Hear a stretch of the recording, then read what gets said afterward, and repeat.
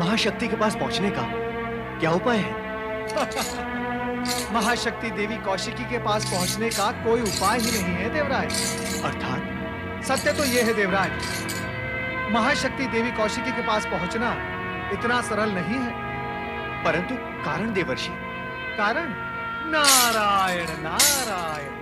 कारण यह है देवराज कि रहस्यपूर्ण महाशक्ति देवी कौशिकी के महल में स्वयं उनकी इच्छा के बिना प्रवेश करना संभव ही नहीं। देवर्षि, किंतु उनकी इच्छा कभी तो होती होगी। हाँ हाँ, होती है, अवश्य होती है। और वो तब होती है जब वे शिव आराधना में लीन स्वर लहरियां प्रकट करती हैं, तभी उनकी इच्छा होती है और महालय के द्वार खुलते हैं।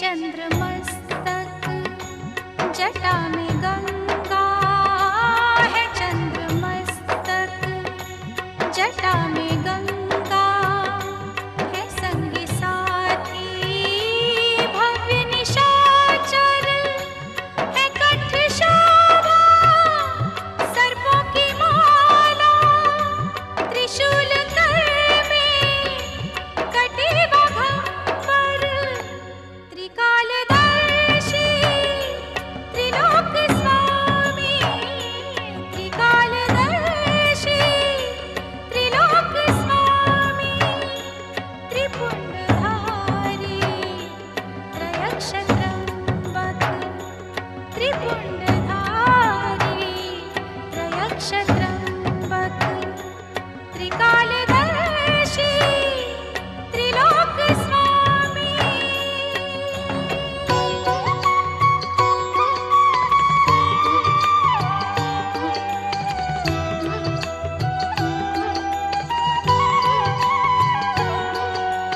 निसा निसा रे सा रे ग म ग म ग रे, ध प प प म ग रे ग म ग रे म ग रे सा, निसा निसा रे सा रे ग म ग म ग रे, ध प प प म ग रे ग म ग रे म ग रे सा।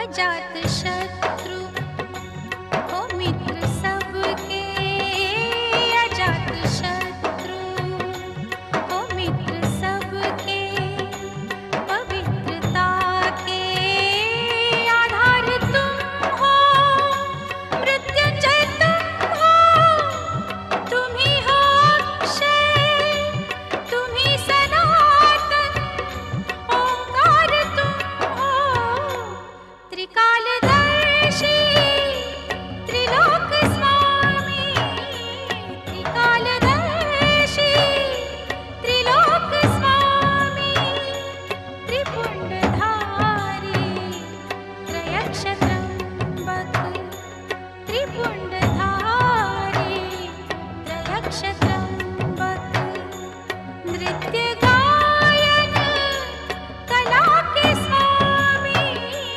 नृत्य गायन कला के स्वामी, हे धर्म पालक अधर्म नाशक, हे धर्म पालक अधर्म नाशक, हे धर्म पालक अधर्म नाशक।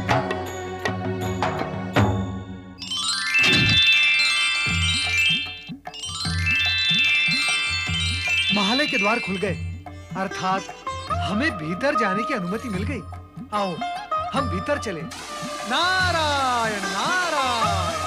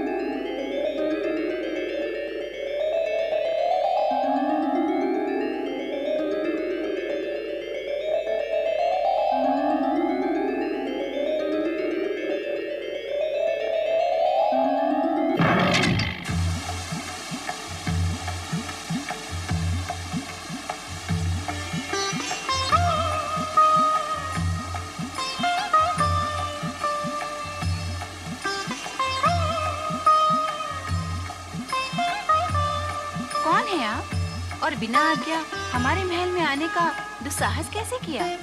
देवी कौशिकी, प्रणाम। आप हम सब भक्तों का प्रणाम स्वीकार करें देवी। हे माता पार्वती तनुजा देवी कौशिकी, हम सब आपके भक्त हैं, इसीलिए आपके दर्शन की इच्छा लेकर यहाँ उपस्थित हुए हैं। मैं शिव भक्त परमपिता ब्रह्मा जी का मानस पुत्र नारद, और ये है स्वर्ग के अधिपति देवराज इंद्र और साथी देवगण। मुझे आपके यहाँ आने के प्रयोजन का ज्ञान हो गया है। अब आपको और कुछ कहने की आवश्यकता नहीं। देवी कौशिकी, ब्रह्मा जी के वरदान के अनुसार आप ही शुंभ निशुंभ का वध करके हमें हमारा स्वर्ग दिला सकती हैं। इसीलिए हम मत भूलिए देवराज कि मेरा अवतार आपकी स्वार्थ सिद्धि के लिए नहीं, प्रत्युत किसी महान उद्देश्य के लिए हुआ है। अपना स्वर्ग पुनः प्राप्त करने के लिए आपको लंबे समय तक प्रतीक्षा करनी होगी। किंतु मेरा उद्देश्य तो आपके दर्शन मात्र से ही पूर्ण हो गया। धन्य है माता पार्वती, जिन्होंने आप जैसी शक्ति कला संपन्न महादेवी को प्रकट किया, और आप भी धन्य हैं। देवी कौशिकी, प्रणाम।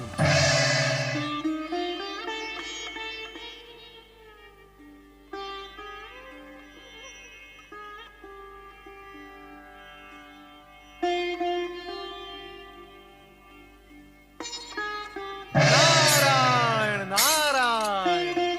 प्रणाम माता। माता, आप कौन सी चिंता में खोई हुई हैं? प्रणाम भोलेनाथ। आओ नारद। भोलेनाथ, आ तो गया मैं, किंतु कैलाश पर इससे पूर्व उदासी की ऐसी छाया कभी नहीं देखी। पुत्री की पीड़ा बहुत पीड़ाकारक होती है नारद। पुत्री के दूर होने पर पीड़ा और अधिक बढ़ जाती है। भोलेनाथ, क्या आप देवी कौशिकी की बात कर रहे हैं? नारायण नारायण। वो तो संगीत नृत्य में मग्न आनंद की प्रतिमूर्ति बनी बैठी हैं। उनके लिए कैसी चिंता? माता, मैं अभी भी देवी कौशिकी के दर्शन करके आ रहा हूँ। माँ तो चारों ओर आनंद ही आनंद है। प्रभु, जब तक मैं स्वयं अपनी आंखों से कौशिकी को नहीं देख लूंगी, तब तक मुझे संतोष नहीं होगा। क्यों? क्या तुम्हें नारद की बात पर विश्वास नहीं है? विश्वास तो है, परंतु ठीक है, उपयुक्त समय आने पर हम तुम्हें कौशिकी के पास ले जाएंगे देवी। अभी वो समय नहीं आया है।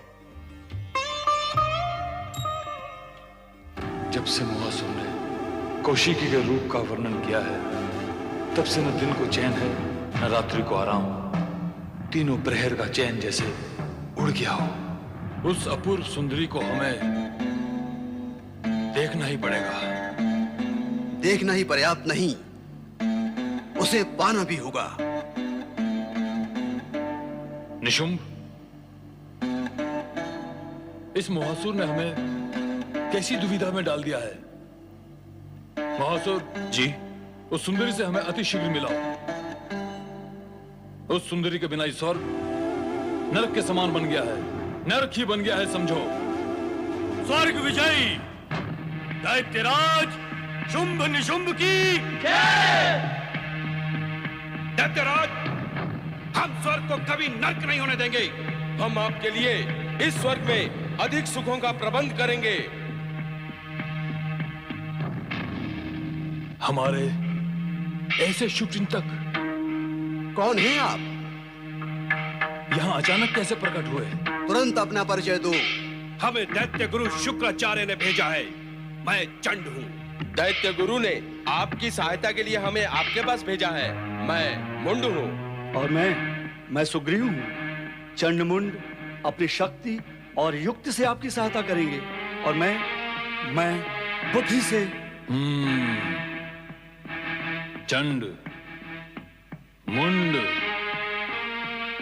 और सुग्रीव। हाँ दैत्यराज, दैत्य गुरु शुक्राचार्य आप दोनों की सुरक्षा के विषय में अत्यधिक चिंतित हैं। इसलिए अब उनकी चिंता का भार मैंने अपने ऊपर ले लिया है। दैत्यराज, बताएं वो अपूर्व सुंदरी कौन है जिसने आपके स्वर्ग को नरक बना दिया है? हमें आज्ञा दे दैत्यराज, हम आपकी प्रसन्नता के लिए जो भी कर सकते हैं अवश्य करेंगे।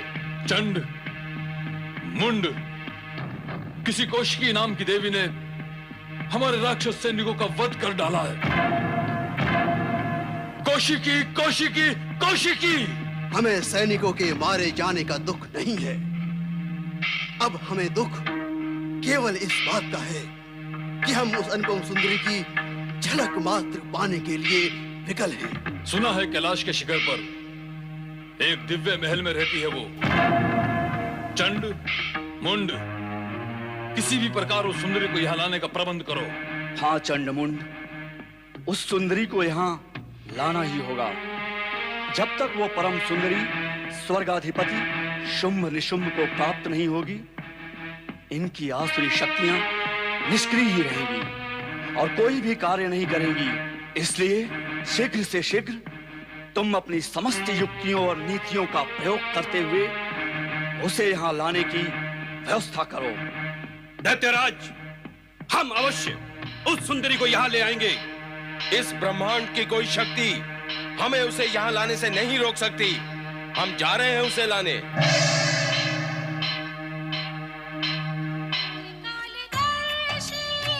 भैया चंड, हाँ, ये देखो शिखर पर महल।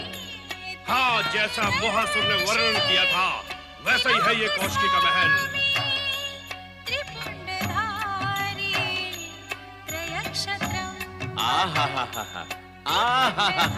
किंतु भैया चंड, क्या संगीत की मधुर और सुरीली धुन सुनाई दे रही है? भैया, जिसका स्वर इतना मधुर और सुरीला हो वो स्वयं कितनी सुंदर होगी। अवश्य अति सुंदर होगी। चलो महल के अंदर चलते हैं।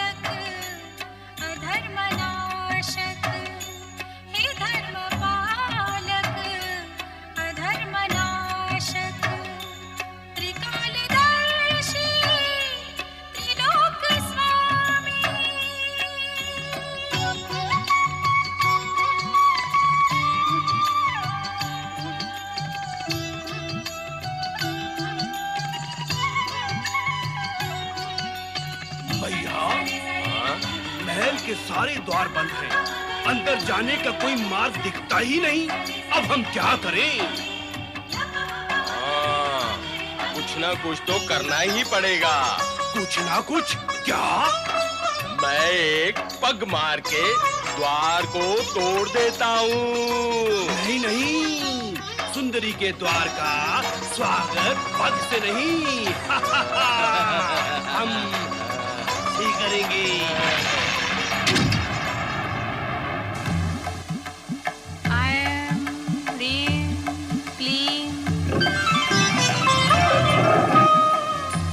महल इतना अद्भुत और सुंदर है तो कौशिकी कितनी सुंदर होगी। हाँ, यदि ऐसा ही महल हमारे पास होता बहुत विचित्र है।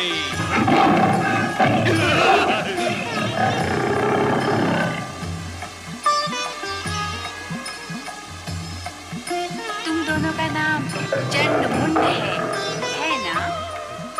हाँ हाँ।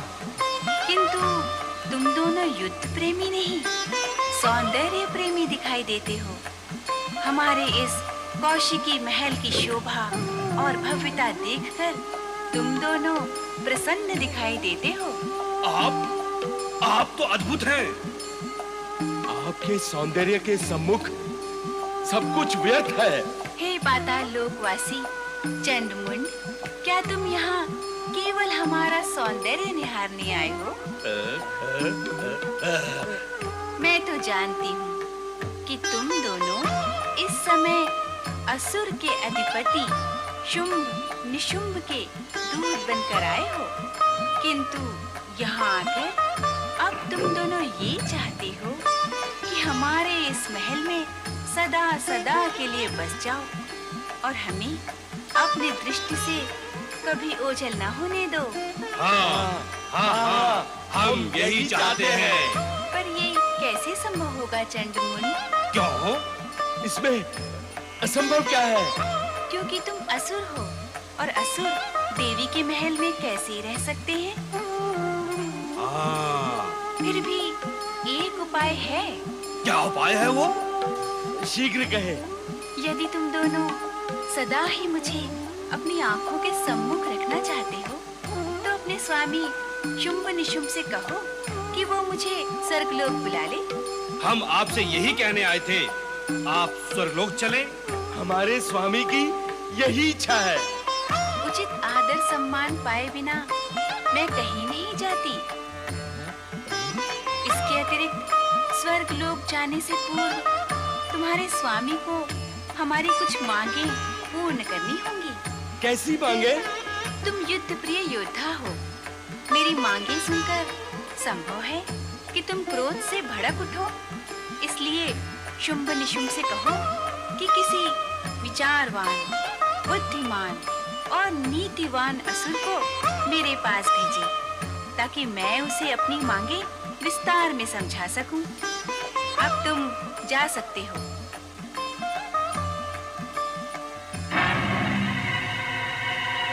मेरी इच्छा के बिना यहाँ कोई एक पल भी नहीं रह सकता।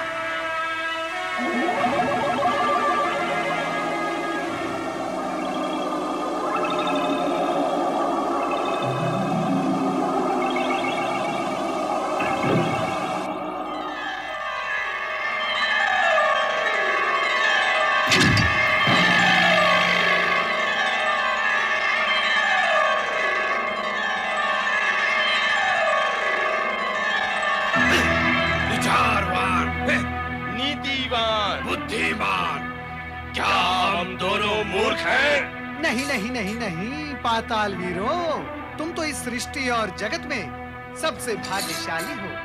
अरे आपको तो देवी कौशिकी के महल के अंदर प्रवेश मिला है।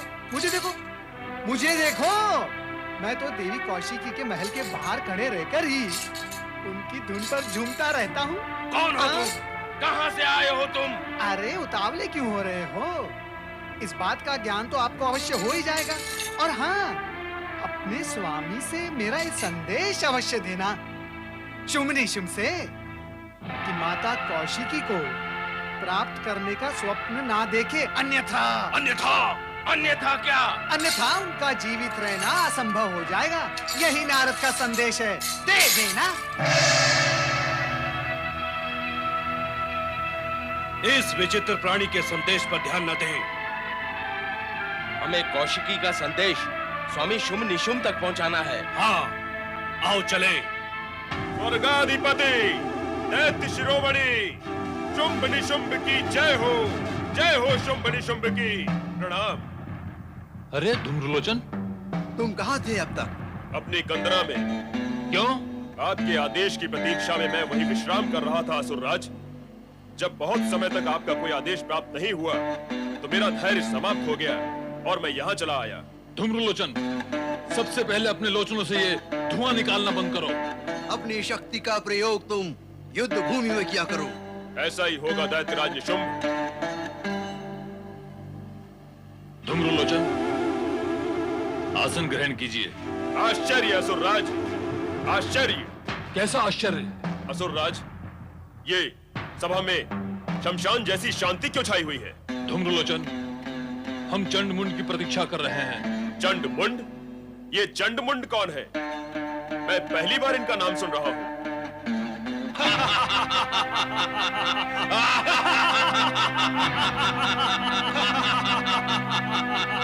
स्वर्गाधिपति दैत्यराज शुंभ निशुंभ की जय। कहो, क्या संदेश लेके आए हो चंडमुंड?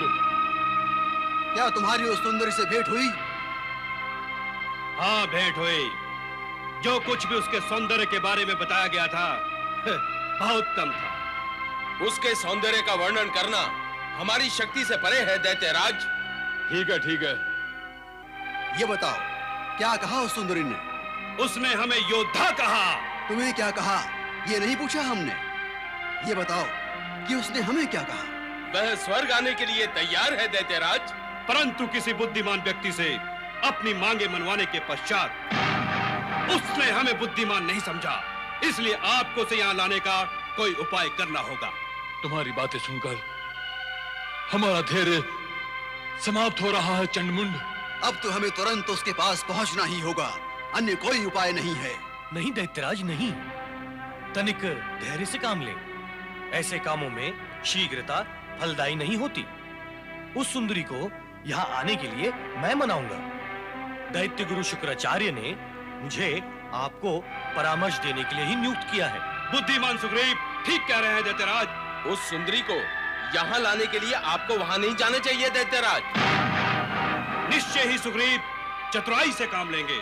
हाँ दैत्यराज, सुग्रीव की बात मान लेनी चाहिए, कारण कि स्त्री के विषय में छीना झपटी और अधीरता से नहीं, बुद्धिमानी और धैर्य से काम लेना पड़ता है। अच्छा धूम्रलोचन, तो तुम स्त्री विशेषज्ञ भी हो? मैं तो इसलिए कह रहा था दैत्यराज कि आप जैसे परम योद्धा का स्त्री के पास जाना शोभा नहीं देता। तो ठीक है, सुग्रीव को ही वहां भेज देते हैं। किंतु सावधान सुग्रीव, चंडमुंड की भांति असफल होकर ना लौटना। जो आज्ञा दैत्यराज। परमपिता, बहुत समय से आपके दर्शन करने के लिए नहीं आ सका, इसलिए क्षमा याचना करता हूँ। नारद, ब्रह्मलोक में तुम्हारे परमपिता ब्रह्मदेव के अतिरिक्त तुम्हें किसी अन्य उपस्थिति का ज्ञान नहीं है? तुमने यहाँ आकर मेरी ओर देखा तक नहीं? माता, मुझे क्षमा करना। देवी कौशिकी की धुन में मैं ऐसा खोया हुआ था कि आपकी वीणा की झंकार मुझ तक पहुंची ही नहीं। नारद सत्य ही कह रहे हैं देवी। कौशिकी का अलौकिक संगीत जो एक बार भी सुन लेता है, उसे प्रयत्न करने पर भी भुलाया नहीं जा सकता। कौन है ये कौशिकी? मैं तो इसका नाम पहली बार सुन रही हूँ। देवी पार्वती से उत्पन्न कौशिकी के बारे में हम तुम्हें बता चुके हैं। आश्चर्य है, तुम्हें इसका स्मरण तक नहीं रहा। क्षमा करे ब्रह्मदेव, मैं ये कहने के लिए विवश हूँ कि कौशिकी की चर्चा आज से पहले आपने कभी की ही नहीं। यदि ऐसा है तो हमें खेद है, किंतु तुम इतना उत्तेजित क्यों हो रही हो? शांत हो जाओ देवी, शांत हो जाओ। ऐसी छोटी सी बात पर तुम्हें रुष्ट नहीं होना चाहिए। आप दोनों का विवादपूर्ण संभाषण सुनकर मुझे आश्चर्य कम और प्रसन्नता अधिक हुई। प्रसन्नता? हम दोनों विवाद करें तो तुम्हें प्रसन्नता होती है? दूसरों को अप्रसन्न देखकर प्रसन्न होने वाला कभी सात्विक वृत्ति का नहीं हो सकता। ये तुम्हारी वृत्ति तामसिक कब से हो गई नारद? नारायण नारायण, ऐसा कदापि नहीं है माता। आप शांत हो जाएं तो मैं कुछ निवेदन करूं कि प्रसन्नता से मेरा अभिप्राय प्रसन्नता जनक ही है, रोग जनक नहीं। सदा गंभीर रहने के कारण ब्रह्मलोक में कुछ स्पंदन तो हुआ, एक गूंज तो उठी, फिर पत्नी के रूठने के पश्चात पति द्वारा उसे मनाने का जो एक प्रयत्न होता है, वो प्रसन्नता में वृद्धि करता है माता। नारद, सावधान, तुम मर्यादा की सीमा का उल्लंघन कर रहे हो। फिर तुम तो ब्रह्मचारी हो। पति पत्नी के बीच विवाद और प्रसन्नता के भाव से तुम्हें क्या प्रयोजन? माता, मैं ब्रह्मचारी अवश्य हूँ, किंतु सदा गृहस्थों के बीच गमन करता रहता हूँ, इसलिए। ठीक है नारद, अब तुम अपने यहाँ आने का कारण और प्रयोजन बताओ। अब रुष्ट होने की बारी मेरी है माता। भला ये क्या बात हुई? मैं जहाँ जाता हूँ मुझसे यही प्रश्न पूछा जाता है कि मेरे आने का प्रयोजन क्या है। शिवलोक हो अथवा विष्णुलोक, यही प्रश्न मुझसे पूछा जाता है। ब्रह्मलोक तो मेरे पिता का निवास स्थान है, क्या मैं अपने माता पिता के दर्शन के लिए नहीं आ सकता? शांत हो जाओ नारद, शांत हो जाओ। अशांत होने का कोई कारण भी तो नहीं है। चलो मान लेते हैं कि तुम अपने पिता के निवास पर आए हो, किंतु कोई भी पुत्र अपने पिता के सम्मुख अकारण नहीं आता। वो अपने मन में कोई शंका, जिज्ञासा अथवा प्रश्न अवश्य लेकर आता है। तुम्हारे मन में भी कोई जिज्ञासा अवश्य होगी नारद। हाँ परमपिता है, एक जिज्ञासा है मेरे मन में। कहो नारद, अपनी जिज्ञासा कहो। परमपिता, देवी कौशिकी का सौंदर्य असुरों को इतना सम्मोहित कर चुका है कि मैं भावी आशंका से भयभीत हूँ कि भविष्य अवश्य ही दुर्घटनाओं से पूर्ण होगा। परमपिता, क्या मेरी आशंका निराधार है? प्रश्न पूछने व जिज्ञासा प्रकट करने की तुम्हारी शैली अद्भुत है नारद। जगत के प्राणी तुम्हारी इस प्रवीणता से प्रश्न पूछने की कला में प्रवीण हो सकते हैं। अब शेष रहती है तुम्हारी आशंका, तो उसके विषय में तो चर्चा करना ही व्यर्थ। किंतु सत्य यह भी है कि कौशिकी की उत्पत्ति असुरों के सर्वनाश के लिए ही हुई है। असुरों के सर्वनाश के लिए? नारायण नारायण। परमपिता, अब मुझे कुछ नहीं पूछना, अब आप मुझे आज्ञा दें। शिवाय ओम नमः शिवाय ओम नमः शिवाय ओम नमः शिवाय ओम नमः शिवाय ओम नमः शिवाय ओम नमः शिवाय ओम नमः शिवाय ओम नमः शिवाय ओम नमः शिवाय ओम नमः शिवाय ओम नमः शिवाय ओम नमः शिवाय ओम नमः शिवाय ओम नमः शिवाय ओम नमः शिवाय ओम नमः शिवाय। पति परमेश्वराय नमो नमः। स्वामी, आपने कौशिकी के पास जाने का वचन दिया था, अब चलें और वो वचन निभाएं। देवी, वहां चलने से पूर्व यह भली भांति विचार कर लो कि क्या कौशिकी हमें देखकर प्रसन्न होगी। माता पिता को देखकर कौन पुत्री प्रसन्न नहीं होगी स्वामी?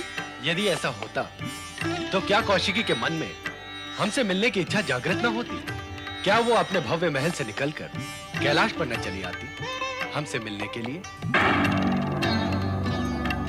देवी, कौशिकी से मिलने की तुम्हारी इच्छा शीघ्र ही पूर्ण होगी। वह कैसे स्वामी? कौशिकी की सहायता करने के लिए तुम्हें स्वयं उसके पास जाना होगा। अर्थात इस समय आप वहां जाना नहीं चाहते? अभी वो समय नहीं आया है देवी। धैर्य धरो और प्रतीक्षा करो। सुग्रीव, उस ओर कहां जा रहे हो? यहाँ आओ। मैं शुंभ निशुंभ के एक अति आवश्यक कार्य से जा रहा हूँ दैत्यो। पहले तुम्हें हमारे पास आकर हमसे मार्गदर्शन लेना होगा।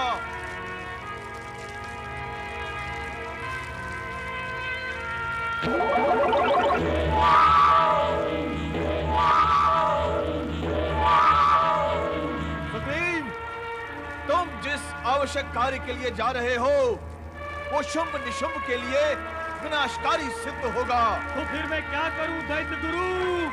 तुम्हें शुंभ निशुंभ को समझाना होगा कि कौशिकी के सौंदर्य का मोहजाल एक भ्रम है। सौंदर्य के मोहजाल से निकलकर वे आसुरी शक्ति के उत्थान के विषय में विचार करें, अर्थात त्रिलोक विजय का अभियान प्रारंभ करें। दैत्य गुरु, आपने ही मुझे शुंभ निशुंभ की सहायता के लिए नियुक्त किया है। अब भला मैं उनकी सहायता से विमुख कैसे हो सकता हूँ? नहीं गुरुदेव, ये कदापि नहीं हो सकता।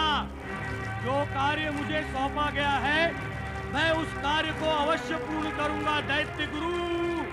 तो तुम हमारी अवज्ञा करोगे?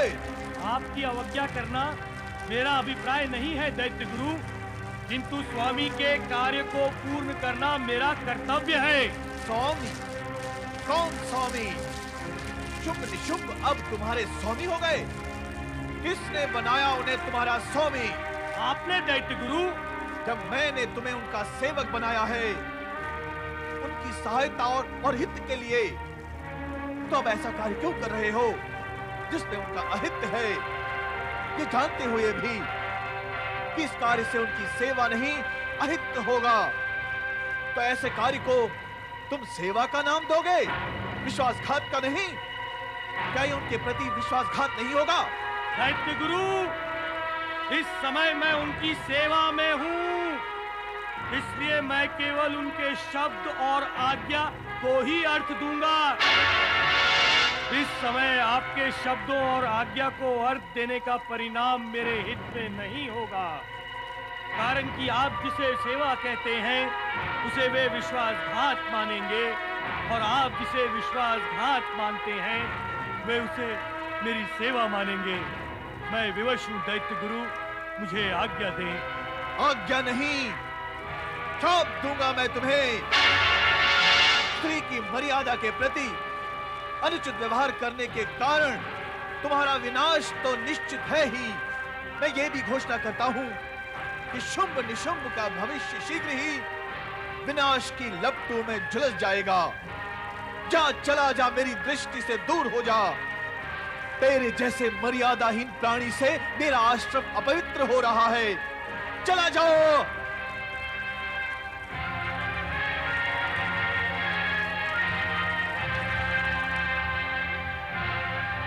त्रिकालदर्शी त्रिलोक स्वामी त्रिपुंडधारी त्रयक्षत्रंबक त्रिपुंडधारी त्रयक्षत्रंबक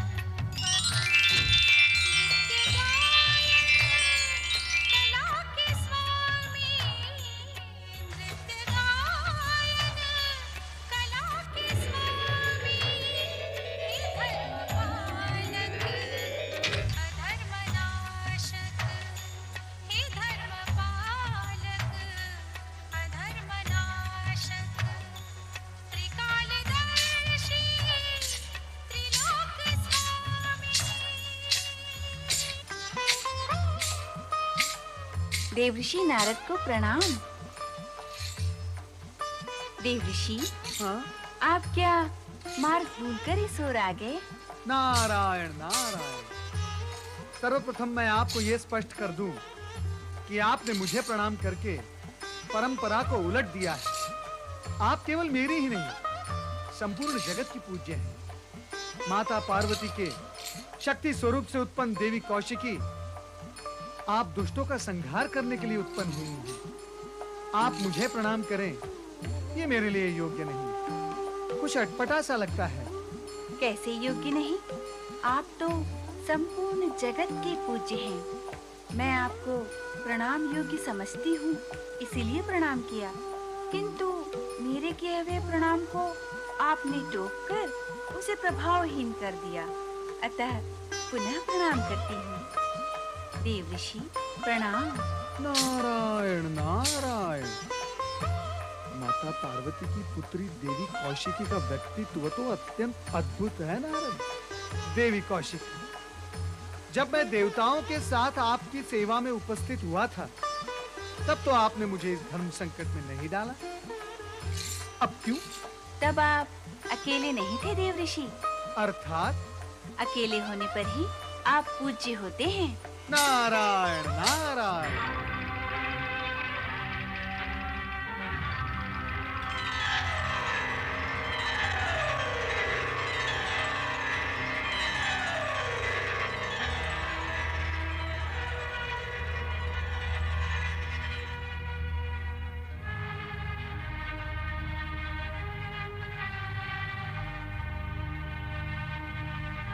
देवी कौशिकी,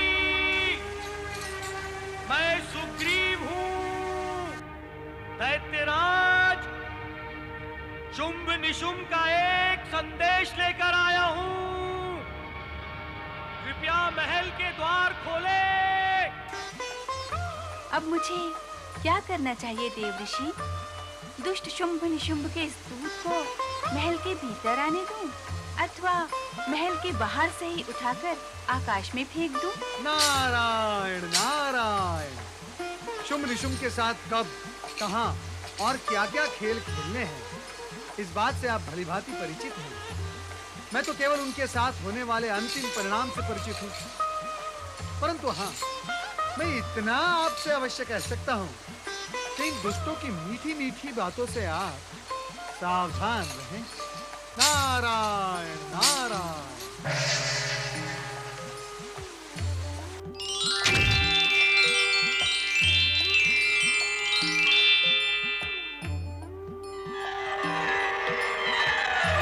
I am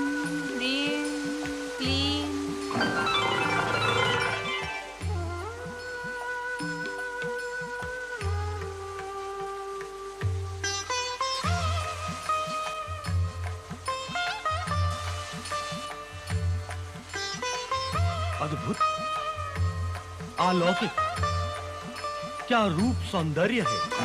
मैं सुग्रीव हूं, स्वर्ग विजयी शुम्भ निशुम्भ का दूत। उनका संदेश लेकर आपकी सेवा में उपस्थित हुआ हूं। क्या चंडमुंड की बातों से तुम्हारे स्वामी की संतुष्टि नहीं हुई? देवी, चंडमुंड में भला वो वाणी कौशल कहां कि वो आपके अद्भुत अलौकिक रूप सौंदर्य का वर्णन कर शुम्भ निशुम्भ को संतुष्ट कर सके। तो क्या तुम्हारी वाणी में वो कौशल है कि तुम मेरे रूप सौंदर्य का वर्णन कर सको? नहीं देवी, नहीं। मैं तो क्या, इस जगत के किसी प्राणी में वो सामर्थ्य नहीं कि वो आपके रूप गुण को कुशलता से प्रकट कर सके।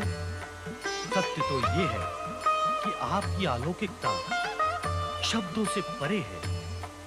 फिर साधारण प्राणी तो क्या, इस जगत का महाकवि भी अपने शब्दों में आपकी वो अनुपम छवि नहीं दिखा सकता जो इस समय मैं देख रहा हूं। फिर चंड मुंड तो एक पातालवासी असुर है, जिन्होंने अंधकार के अतिरिक्त अन्य कुछ देखा ही नहीं। तुम्हारी इन मधुर बातों का मुझ पर कोई प्रभाव नहीं होने वाला है संदेशवाहक, कारण कि मैं बातों से अधिक कृत्य को महत्व देती हूँ। अब ये बताओ कि तुम्हारे स्वामी मुझसे क्या चाहते हैं? वो चाहते हैं कि आप जैसी अनुपम सुंदरी स्वर्ग की शोभा बने और उनके हृदय सिंहासन पर शासन करें। मैंने चंडमुंड से कहा तो था कि इस विषय में चर्चा को आगे बढ़ाने के लिए किसी बुद्धिमान पुरुष को भेजें। मैंने तुम्हें देखते ही बुद्धिमान समझ लिया था, परंतु तुम्हारी इन बातों से तुम्हारी चतुराई का कोई प्रमाण नहीं मिलता। अब तुम ही बताओ, जब तक किसी के गुण उजागर ना हो, तब तक उसकी ओर आकर्षित कैसे हुआ जा सकता है? ऐसे में मैं शुम्भ निशुम्भ दोनों की प्रियतमा कैसे बन सकती हूँ? देवी, दोनों भाई एक दूसरे के लिए त्याग करने के लिए तैयार हैं। आप दोनों में से किसी एक का वरण कर लें, दूसरा स्वर्ग त्याग कर पाताल लोक चला जाएगा। वैसे भी वो यही चाहते हैं कि आप किसी भी प्रकार स्वर्ग लोक पहुंच जाएं। वैसे मैं ये स्पष्ट करना अवश्य चाहूंगा कि दोनों भाई गुणों के आधार हैं। परम योद्धा, वीर, साहसी, महत्वाकांक्षी, देवताओं की संपूर्ण संपत्ति के वे स्वामी हैं। तीनों लोग उनके अधीन हैं। वे आपको पाने के लिए इतने उत्कंठित हैं कि जीवन भर के लिए आपके चरणों के दास बने रहने के लिए तैयार हैं। ब्रह्मा जी का उन्हें वरदान भी प्राप्त है कि कोई भी मानव उन्हें मार नहीं सकता है। वे अमर हैं। आप वहां स्वर्ग की साम्राज्ञी बनकर रहेंगी और वे आपके चरणों के दास बनकर आपकी आज्ञा का पालन करेंगे। तुम्हारी मधुर वाणी और वाक पटुता से पूर्ण शुम्भ निशुम्भ की प्रशंसा ने मुझे उनकी ओर वशीभूत कर दिया है, किंतु मेरी एक दुविधा है। दुविधा? कैसी दुविधा? आप कहें, उसका भी उपाय हो जाएगा।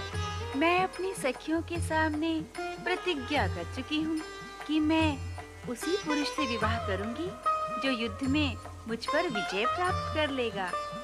मैं ये भी जानती हूँ कि शुम्भ निशुम्भ के समान शक्तिशाली योद्धा तीनों लोकों में नहीं है।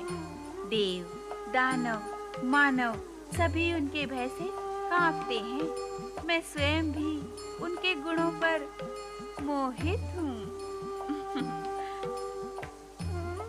परंतु अपनी प्रतिज्ञा पूर्ण किए बिना मैं कुछ नहीं कर सकती, इसलिए तुम जाओ और तुरंत अपने स्वामी को युद्ध भूमि में भेजो।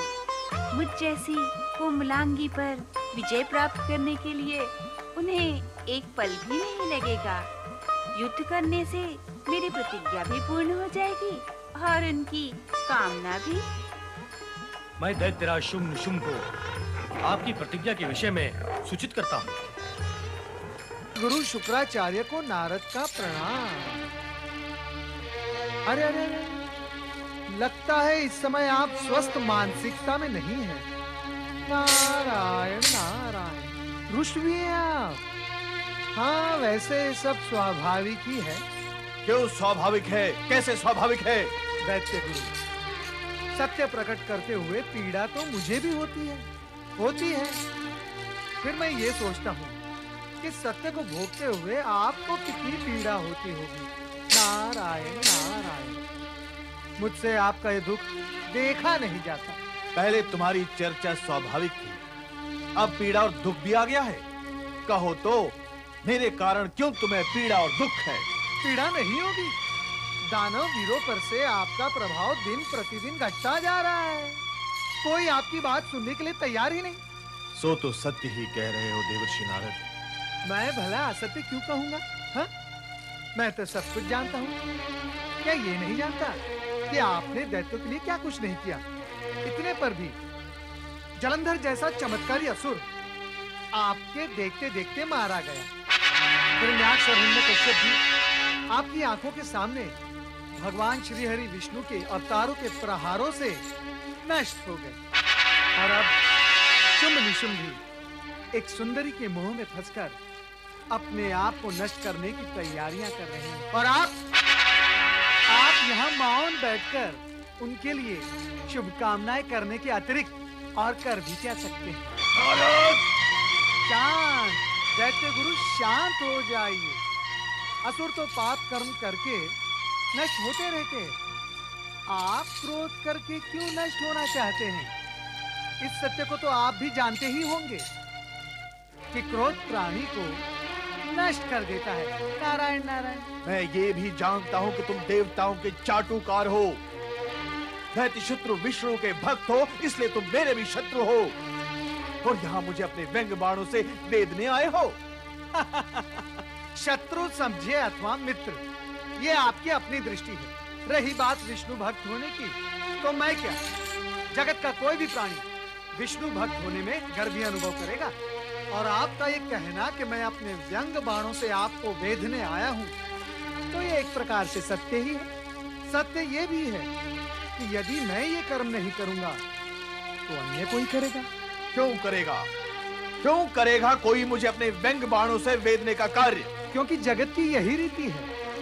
ज्ञानी होकर भी जो अज्ञानी और दुष्टों का साथ देते हैं, जगत उनको और उनके कार्यों को अनदेखा नहीं करता। अपनी तीक्ष्ण वाणी की धार से उन पर प्रहार करता ही रहता है। हाँ, जब कोई अज्ञानी किसी अज्ञानी का साथ देता है तो जगत कुछ नहीं बोलता, किंतु आप तो अज्ञानी हैं। अपना प्रलाप बंद करो नारद और शीघ्र यहाँ से चले जाओ, अन्यथा मैं तुम्हें श्राप देकर अभी इसी समय यहीं पर भस्म कर दूंगा। नारायण नारायण। लगता है दैत्य गुरु, क्रोध की ज्वाला ने आपकी बुद्धि को ग्रस लिया है। आप ये भी भूल गए कि मैं परमपिता ब्रह्मा जी का मानस पुत्र हूँ। मुझे किसी का कोई भी श्राप स्पर्श भी नहीं कर सकता। यदि आपको श्राप देने का इतना ही चाव है तो उन असुरों को आप श्राप दें जो न्याय, नीति और आपकी आज्ञा की अवहेलना करके पापाचार बढ़ाते ही जा रहे हैं। मुझे श्राप देके क्या होगा? आप व्यर्थ ही अपनी शक्ति नष्ट करेंगे। करो।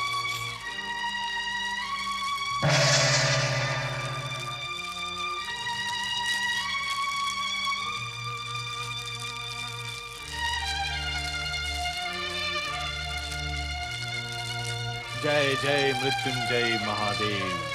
ओम नमः शिवाय, ओम नमः शिवाय, ओम नमः शिवाय, ओम नमः शिवाय, ओम नमः शिवाय, ओम नमः शिवाय, ओम नमः शिवाय, ओम नमः शिवाय, ओम नमः शिवाय, ओम नमः शिवाय।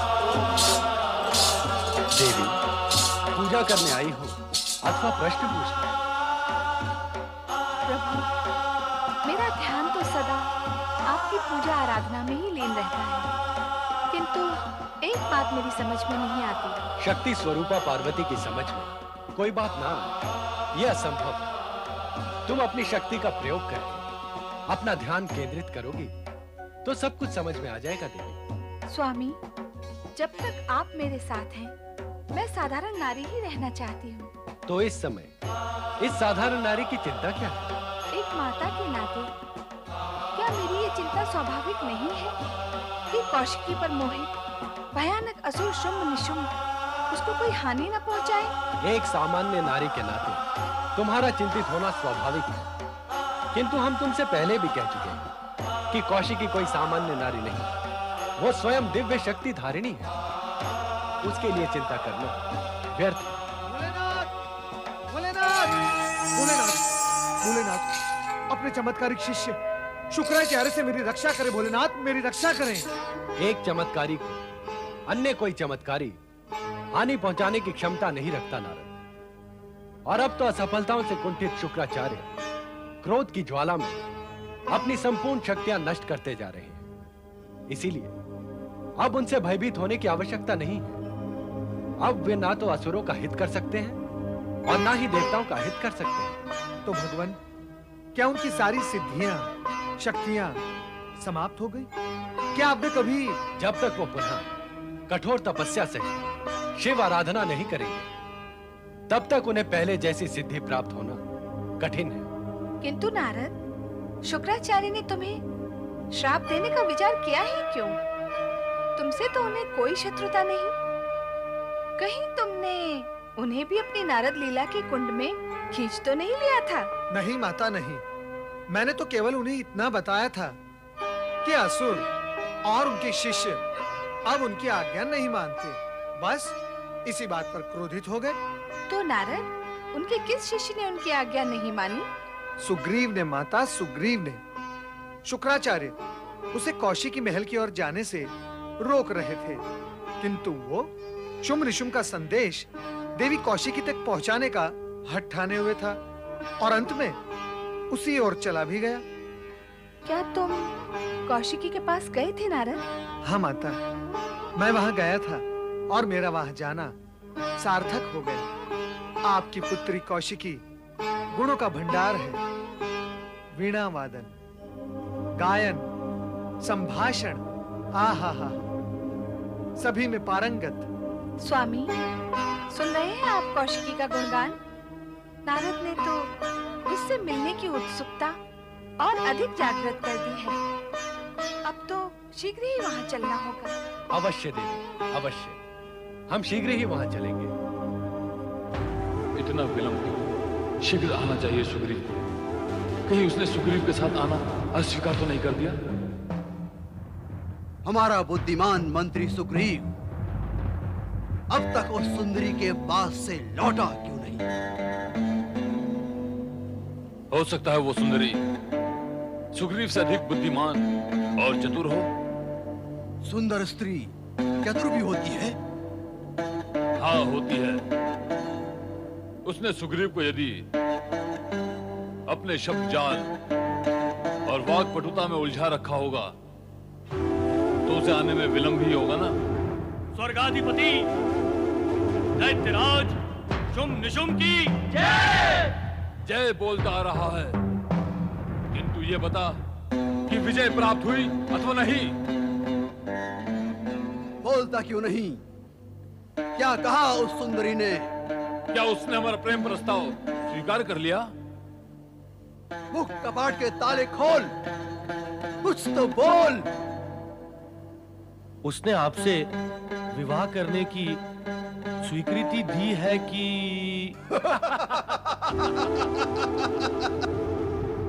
इतनी प्रसन्नता की बात प्रसन्न होकर बोल। ऐसे ऐसे मुंह लटका कर क्यों बोलता है?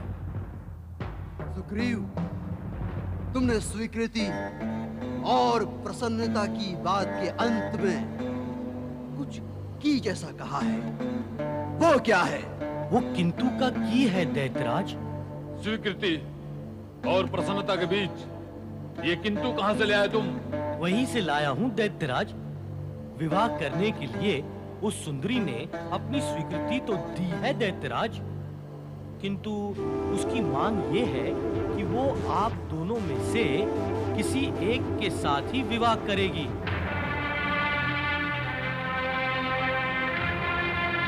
अब कौन विवाह करेगा इसका निर्णय तो आप स्वयं करेंगे। जो विवाह नहीं करेगा वो स्वर्ग छोड़कर पाताल लोक चला जाएगा। उसकी दूसरी मांग क्या है? वो उसी से विवाह करेगी जो उसे युद्ध में पराजित करेगा। ये कैसी विचित्र मांग हुई? क्या उस सुंदरी की बुद्धि ने उसका त्याग कर दिया है?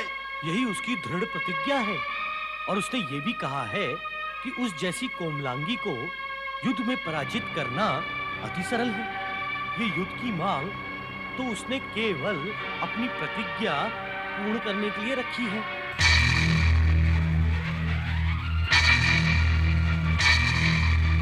दैत्यराज, एक स्त्री की बातों से आप इतने चिंतित क्यों हो गए? आपको उससे युद्ध करने की आवश्यकता नहीं है। मैं बिना युद्ध किए ही उसे यहाँ घसीट कर लाऊंगा और आपके चरणों में डाल दूंगा। नहीं, नहीं, ऐसा नहीं करना है। जिससे विवाह करना है उसे घसीट कर लाना क्या उचित होगा? नहीं, उस कोमलांगी के साथ ऐसा कठोर व्यवहार करना हमें शोभा नहीं देता। धूम्रलोचन, उसकी युद्ध की मांग पूरी करने के लिए तुम असुरों की विशाल सेना लेकर जाओ और प्रतीक रूप से युद्ध करके उसे आदर सहित यहाँ ले आओ। जैसी असुरराज की इच्छा, परंतु उस पर विजय पाने के लिए विशाल असुर सेना की क्या आवश्यकता है? मैं अकेला ही उसे पराजित कर दूंगा। हम जानते हैं तुम अकेले ही उसे पराजित कर लोगे, परंतु उसकी हर मांग को पूरा करना हमारा कर्तव्य है। और यह भी तो हो सकता है कि वो सुंदरी कोई चमत्कार करे और तुम्हें सेना की आवश्यकता पड़ जाए। ठीक है असुरराज, मैं आपकी इच्छा अनुसार ही कार्य करूंगा। भैया शुंभ, मैंने निश्चय कर लिया है कि उस सुंदरी से तुम ही विवाह करोगे। उसके यहाँ आते ही मैं पाताल लोक चला जाऊंगा। स्वर्ग विजेता दैत्यराज शुंभ निशुंभ की जय। दैत्य सेनापति महाबली धूम्रलोचन की जय।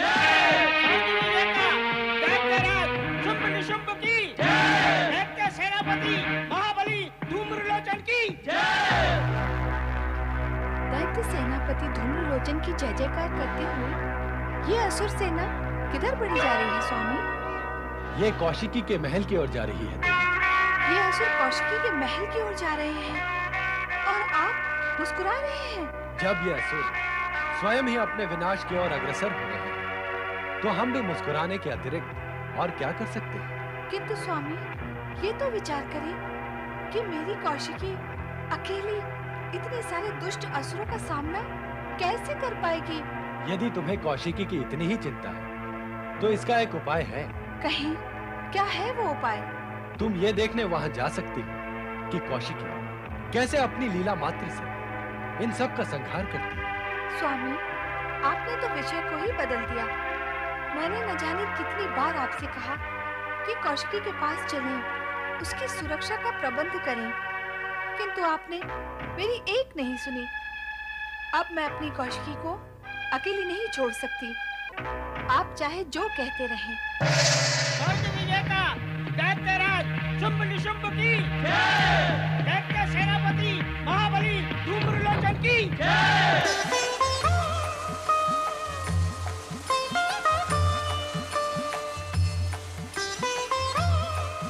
पुत्री कौशिकी। माता,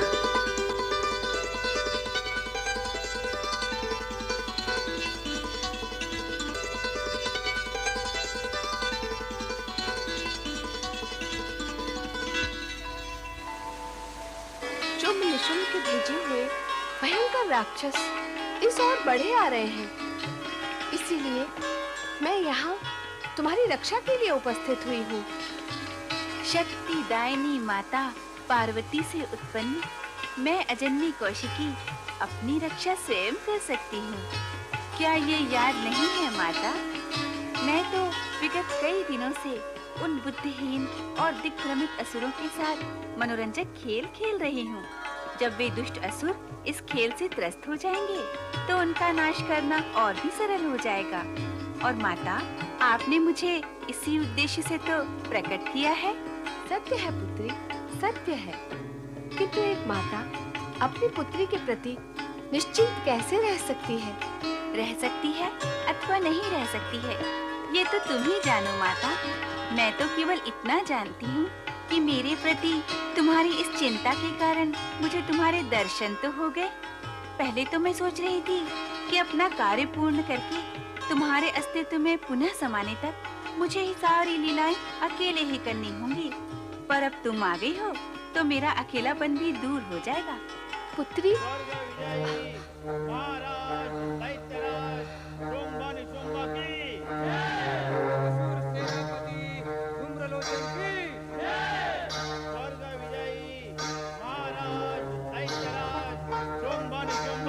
आइम ह्रीम क्लीम।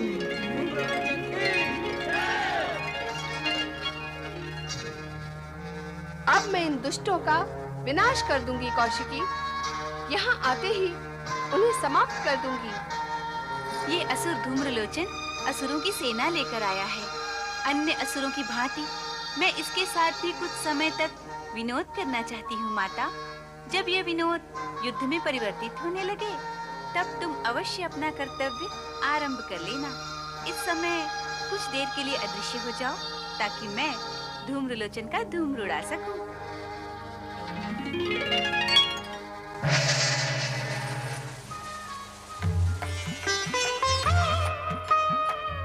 स्वर्ग विजेता दैत्यराज शुंभ निशुंभ की जय।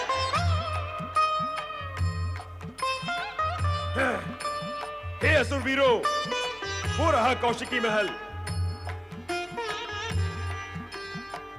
तुम सेना के साथ यहीं रुको, मैं अकेले ही उस सुंदरी के पास जा रहा हूँ। यदि मुझे तुम्हारी आवश्यकता पड़ी तो मैं तुम्हें पुकारूंगा। पुकार सुनते ही तुम वायु वेग से भीतर चले आना। योग्य सेनापति धूम्रलोचन।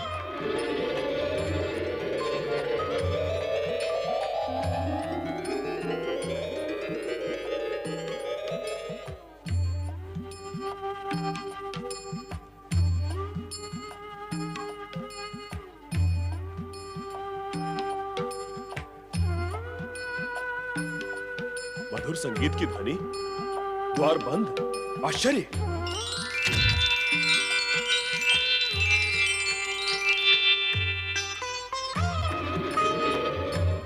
देवी कौशिकी की माया के वशीभूत होकर धूम्रलोचन महालय में प्रवेश कर गया। भविष्य धूम्रलोचन के लिए कौन सी घटना लेकर प्रकट होगा, ये स्पष्ट नहीं था। ये सत्य तो भगवान भोलेनाथ ही जानते थे, कारण कि वे त्रिकालदर्शी ही भूत, भविष्य और वर्तमान के ज्ञाता हैं। ऐसे भोले शंकर ब्रह्मांड के रचयिता